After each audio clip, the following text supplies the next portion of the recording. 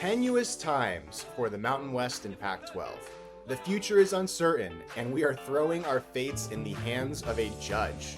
I am joined today by Spencer McLaughlin from Locked On College Football to talk about the future of the G5 and all things college football.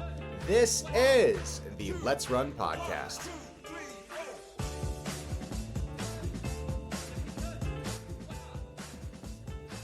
Folks, welcome to the show today. I am honored to have Spencer McLaughlin on today. I had the pleasure of being on his channel. He's one of the best and most respected voices in college football on all of the YouTube space, all the podcast space. Really does a great job of covering it. I hope that you are all subscribed to him. I will of course leave his links to his channel. Although I'm sure if you're watching this, you've probably seen his stuff before. But if you have, make sure you're subscribed to his channel. And thank you so much, Spencer, for jumping on the show today. How are you feeling? I want this all to get settled. Thanks for having me, Matt. But I want this all to get settled and figured out. I am glad that there's an element of we can all kind of relax and breathe because we know what the leagues are going to look like. Of course, they're going to keep battling this out in court now, as we'll talk about. But recently on a Locked On Big Ten squad, our Wisconsin host Ryan Herrings, we were talking about the NIL and the way that can change and what the clearinghouse is going to mean, and NIL go and whatnot. And his response really resonated with me. He goes, "Man, I'm so sick of it. Can we just figure it out?" And I feel that way in a couple different realms. This, and then also, I'm a big golfer and I love watching golf. The whole PGA Tour live thing, the merger. Can you just figure it out? Can you? I think that's where a lot of people are at. That's where I'm starting to really migrate towards with all this stuff. Now that Texas State's officially in, it looks like it's just going to be one football school for now. So they're going to sit pat at 8 and they're not getting UNLV. They're staying with the Mount. Okay. Can we just figure it out so we know what the direction is? I think we know a lot. We just don't know everything yet. Yeah. And when you throw it into the hands of a judge, we can all have our hypothetical arguments online, but ultimately it's a judge's discretion now, basically that's going to kind of decide this. And that makes the whole thing scary for both parties, actually, because in mediation, you can deliberate, you can negotiate, but once you put it in the hands of a judge, man, it's not, it's not predictable in the same way that you might think it is, because judges can be unpredictable. And of course, if one side loses, there's going to be an appeal, and I'm sure, because I just don't think that the legal battle, I don't think they're ever going to stop until they literally have to stop for this one, because it really does feel like survival is kind of a really strong word to use. Let's take it to the Supreme Court, man. Let's argue it on the floor. I need NPR to issue or to put a story out about the Supreme Court ruling on the Pac-12 Mountain West litigation. Why not? Let's go full send, man. Is that the ghost of Ruth Bader Ginsburg behind you? Chiming in? Yeah, man. Here's what I wonder. I understand the uneasiness with the judge being that, but is the judge going to go all one way or the other? Is the judge really going to come down? It's obviously they couldn't figure it out in mediation, meaning they probably couldn't get to a number that they felt was agreeable, because the Mountain West, maybe they were only willing to come down to 80% of the exit fees, and the Pac-12 was willing to go up to 30. But is the judge really going to come down at either 100% or 0? I don't know. I'm not a lawyer. That's what I'm wondering, though, because that could be a multi-$100 million decision here for the Pac-12 and Mountain West if it winds up being one way or the other. So remember when the judge that settled the Oregon State, Washington State Pac-12 decision? Yeah. I mean, that was, at least in terms of value, a $200 million decision, Yeah. And I don't think that one was a 100% ruling in favor of the Pac. I don't remember the exact dollar figures. It all kind of, blends together at this point because it's been going on for so long. But if the Pac-12 wants the exit fees to go down to $50 million, and the Mountain West is saying no, you need to pay the full amount, which is 170, 150. So it's two separate. It's like 85 or 90 million for, I think it's actually 100 million for the exit fees, and then there's a whole separate pot for the poaching fees. And yeah, so it's 150 million total. Yeah. So Is there any chance the judge comes down and says, you owe 85, you owe Yeah, I 90? don't know if the judge will have that kind of discretion to like I don't. overrule Yeah, the and terms I of the don't. contract. And that's the thing. Like I'm taking the bar in 2 weeks, but I have no idea like what the judge like what and that certainly the first hearing is going to be on September 9th. That certainly won't be decided by September 9th. The only thing that's going to be decided, and it actually probably won't even be decided by then. It'll probably go into October because the judge is going to have to like deliberate on the motion. But essentially, the Mountain West is looking at the Pac-12 filed a we're not going to do this kind of thing, and the Mountain West filed a motion to dismiss, saying you have to do this. We're going to file a motion to dismiss your claim, and the Pac-12, the judge at this hearing is going to look at the evidence in the light most favorable to the Pac-12 and say, is there a way that I, as a judge or a jury, could see your argument as reasonable or not? And if the judge thinks there's any reason that there could be a reasonable argument from the Pac-12, the judge won't grant the motion to dismiss on September 9th. But, or in October, because the motions are just going to be presented in September. So, I mean, this is going to elongate basically at least until the end of the year, unless the two parties, come to the negotiating table again. But I can tell you, man, like the Mountain West isn't going to like say, okay, we'll take 40 million or 50 million. Like they're not going to do that. And they're like, and I don't think the Pac-12 is really going to do that either. It's kind of like, the Lakers making the Luka Doncic trade, making them feel like they're invincible. And I kind of think that, and maybe this isn't the greatest comparison, but Oregon State, Washington State, the Pac-12 winning that huge judgment against all those schools leaving was kind of like the Lakers making the Luka Doncic trade. It's kind of like, okay, we can do what we want now. We have a confidence that we're going to win things in court because that's kind of the way they've been surviving. Who's the Mavericks in this hypothetical? I don't know, UCLA.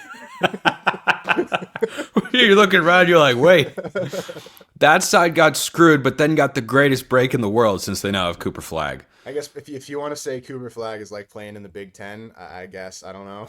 It was just like the Lakers Mavericks thing. There's a clear winner, and that's the Lakers for getting Doncic, and then there's the obvious loser who's out there acting like an idiot. I was just curious of that hypothetical, like who's the Mavericks? No, Anytime that comes not a up, perfect hypothetical. Yeah, maybe not perfect, but I applaud the effort. The effort. You do the best you can on the fly, but the thing that I feel the most sad about is that in September we're going to be like playing UCLA at the Allegiant Center, and 2 days later we're going to be talking about a motion to dismiss in court instead of talking about the games. We're going to be talking about court battles, and I'm just like, this is so.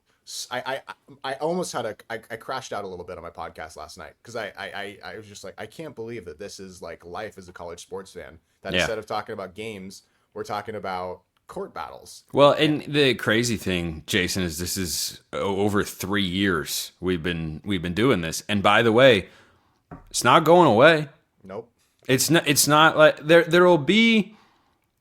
I think every offseason, the realignment topic is going to get debated in some form or fashion somewhere for some conference, and it's always been more prevalent, I think, than I've realized in the last couple of years since I've been covering it on my shows. I joined Locked On in 2021. I first started hosting Locked On Pac-12 April 2022, and certainly the USC UCLA ramifications that have snowballed all of this, and it's crazy how that move has just set off so many different things across the college football world. We're over 3 years into it. It's not done. I mean, there's going to be another round of realignment in some capacity or debate about it for the early 2030s. Well, we're not that. I'm looking at the date down here in this corner of my computer, Jason. We're not that far. No. We're not that far away from it at all. Like I know it seems like it's way off, but every day that passes, we're closer to 2050 than 2000, which is crazy, and we're all old. But like it's wild how this keeps popping up and just won't seem to go away, which is what I was kind of talking about earlier. Like I think everybody just wants to settle it down. I think everybody wants to just have normal conference discussions. But I'm sorry, you can't. You can't. People like me are going to keep talking about it. Why? Because I see the numbers on my show. I know what people are most interested in, and that's where I have to go. So I think that the ability for Pac-12 fans to take a sigh of relief, and the Mountain West too, and know what their teams are going to be is still real. But then there's still just that one thought in the back of their head, like, what about the media? Well, what's going to happen with it? When does that get resolved? And all that sort of stuff. And that's just the reality of the world that we live in now. Well, and I think when you look at these two conferences, they're not big enough. Like, like you have 8 football playing members in the Pac-12. That's good for 7 conference games unless you're doubling up opponents. And so it's like, who are you playing? And you know how expensive it is for these schools to schedule. It's very expensive to schedule games, and that's why conferences. Part of the reason why conferences exist in the first place is because there's travel partners, there's geography, there's consistency. It brings down costs, and so having Geography. Remember when that mattered? well, I mean, at least I'll say That was fun. these two conferences make a heck of a lot more sense geographically than a lot of the other conferences do. I agree. Now, That's true. Stanford and Cal play in the ACC. yeah, I mean, like, what are we doing here? I mean, like, now we have Hawaii, but like, where else is Hawaii supposed to play? Like, Yeah, it's like, the only place for Hawaii to go. yeah, I mean, if you look at UTEP, it's literally like on a straight line with Wyoming, Colorado, New Mexico, UTEP. They're all like literally in the Yeah. exact same call. I mean, it makes sense. That's why UTEP and if you saw my video yesterday, I was just like, man, what a perfect fit. And you really feel bad for them having to be in Conference USA for the last 20 years. It's really probably and not that Conference USA when they first joined it in the early 2000s was as bad as it is now in terms of just how intransient it is and how unstable it is. But the Mountain West is at 9 football playing members, and I don't think that's enough either. How many serious conferences? I went back through the history and looked for like conferences that are serious conferences with less than 9 football members or 9 or less. And it was like one year the Sun Belt had 7 in like 2007.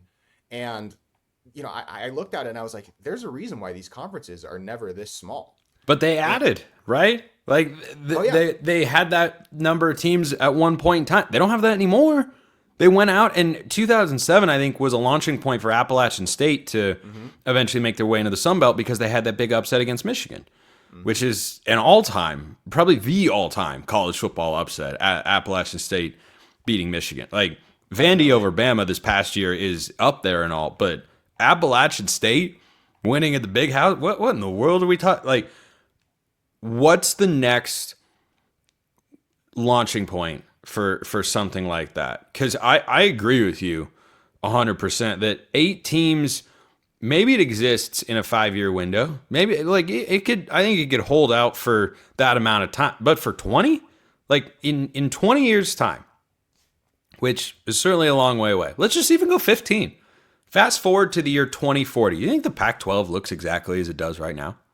No. I think it's gone. I don't think there's any world. I don't think there's 2 conferences like this in this form in 2033. Well, I don't think that there is. depends. That depends. So, myself and many others have talked plenty about what could happen in the early 2030s. You could have a cataclysmic shift in college sports where an AFC, NFC type realignment is triggered and everyone is just trying to get into the top 2 conferences and then they reassess from there. I think that's very possible. I think the consolidation would, it would be a continuation of that particular trend that we've seen in college sports and realignment in the last several years. The media deals all expire around that time, and I think it can make things simpler. But let me throw this one at you, Jason. I don't think this is impossible either. What if the conferences decide, no, we don't want to try and organize a league that has, our 16 SEC members and we just picked up 10 other schools? We don't want to figure out what that media deal looks like. We don't want to, have to share with even more schools who we don't want to get. Like, think about the Alabamas and Georgias and Ohio States of the world. There are already, some gripes from time to time about, man, we really got to share money with Vanderbilt and Northwestern and all that stuff to, fund their baseball and water polo teams or whatever. Like, do we really want to do that? Or do we want to just keep going the way we are and say, hey, we're good. We're the Big Ten SEC. What do we need? You need this more than we need this. And I think it is a non-zero chance. I think a pretty solid chance, closer to 50-50 than people would maybe generally talk about, that the conferences do continue. Now, I still agree, if that happens, if you keep the Power 4 conferences, Big 10, Big 12, ACC, SEC, if those 4 stay and re-up their media deals for another 10-year contract starting in the early 2030s when the current ones expire. ACC runs through 2036. If they do all of that and stay in their current iteration, does the Pac-12 at that time feel like, okay, we have to make another move? We've got to strengthen our conference here. We've got to push the envelope on how we can go down any avenue possible to strengthen our league, because I'm with you. Like an 8-team conference, 7 conference games a year, you're not going to start playing teams twice. Oregon State and Washington State are doing that this year because they have to, not because they want to. So I think there's a lot that can go. There are a lot of different directions this can go in the next 5 years. And I'm fascinated to see how it all plays out, because I don't think there is one set direction. Like, who's to say the Big Ten? What if the Big Ten and SEC get aggressive and predatory again, which they've, of course, done before? What if they just go after the heavy hitters in other leagues? What if they say, you know what, we're going to strengthen our conference, but we're not bringing what we see as, excuse me, what we see as dead weight. Let's go get FSU and Clemson. Let's go get Utah from the Big 12, maybe TCU or Baylor as well. Maybe Texas Tech is elevated significantly in that time. Let's go do all of that, and then that forces the Big 12 and ACC's hand. I think there are a lot of different ways that can play out, and though I at some level like the idea of everybody being in the Power Four, I don't know that that's a given necessarily. Yeah, I mean, I can just see Alabama and Kirby and down there in Georgia really happy about helping Purdue build another library. Or I could just see them being thrilled about building stuff. Using their money. Maybe not. Well, I mean, I think they call it an academic excellence center. There you go. Yeah, and then they'd put a weight room next to it. Yeah, an athlete where the rowers can go in and do advanced trigonometry. Yeah. But it's crazy times, and really I think the thing that kills these conferences in terms of expansion and stuff is just geography. Like, there are not a lot of schools in the western part of the United States compared to the eastern part of the United States. There are not a lot of options that you can realistically add as a G5 conference. Now, Stanford, Cal, they're making $35 million or something in the ACC, and UCLA and USC, and these schools are 30 million. Sorry, there you go. No, Stanford and Cal are making zero at the moment. I mean, they're in the red. They'll get there eventually, but they're taking none or almost. I think SMU is taking zero, and Stanford and Cal are taking very little just to be in the ACC. They're just happy to be there, man. They're just happy to still be Power 4. Hey, Stanford's got that $3 billion endowment, and Cal is whatever. If they ever start spending it, they'll be good. Yeah, I mean, and they might. They've added 18 transfers, which is more transfers than their football program has brought in its history. And they've done that in one cycle. Andrew Luck is trying to make them good. Yeah. And I think Cal just took out another mortgage on their stadium. I think that's 50 mortgages on the same stadium. So. Yeah, I mean, look, those schools take plenty of crap. They are trying right now to rectify the middling results and overall effort of the last half decade or more, because they've brought in guys to be their GMs who are serious about football. I respect it. I respect them for that. And also, they will never go back to the Pac-12. I get that question a decent amount. Like, well, could they ever bring Stanford and Cal back? I'm like, guys, nope. Nope. Once you brought Boise State and everybody into that conference, which you had to do, and I like it, once you did that, it became clear Stanford and Cal will never go back. Yeah. Well, and I guess we'll kind of close out on this. Like, I was thinking about who are the winners of this, and what is kind of the future of G5 football, at least, in terms of teams trying to get to that college football playoff spot that's, guaranteed to the G5. And I was just thinking, like, it's Memphis and Tulane. like they're the winners of all of this. Like, they have as many college football playoff appearances, both of them, as Boise State does, since that 2015 range. Like, they have proven those two schools. No, Memphis and Tulane haven't been to the playoff. They've been to New Year's Six games. I have no problem calling that essentially making the playoff. I know that it's not the same thing, but like, for all intents and purposes, like, it's achieving what they would have been under as what Boise State did last season. Yeah. Yeah, pretty much. I mean, it's basically it's 12 teams. The highest ranked Group of 5 team went to the Cotton Bowl. Yeah, the Cotton Bowl. Yeah. So, like, Yeah, they did the same thing Boise State did last year. Now it's not the same way. Obviously, Boise State was a bit better than those ski schools were in Right. 2022, and but like Memphis and Tulane, they're not sitting here talking about court.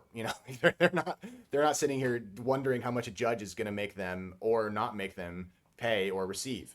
Like, and those schools have proven that they can make the college football playoff. They can make the college football playoff. They've proven that they have that capacity. I think they're in a good spot to be sure because the American is a good league, and starting in 2026, I think it's the number 2 Group of 5 conference. I think the Pac-12 is number 1, and the American is number 2.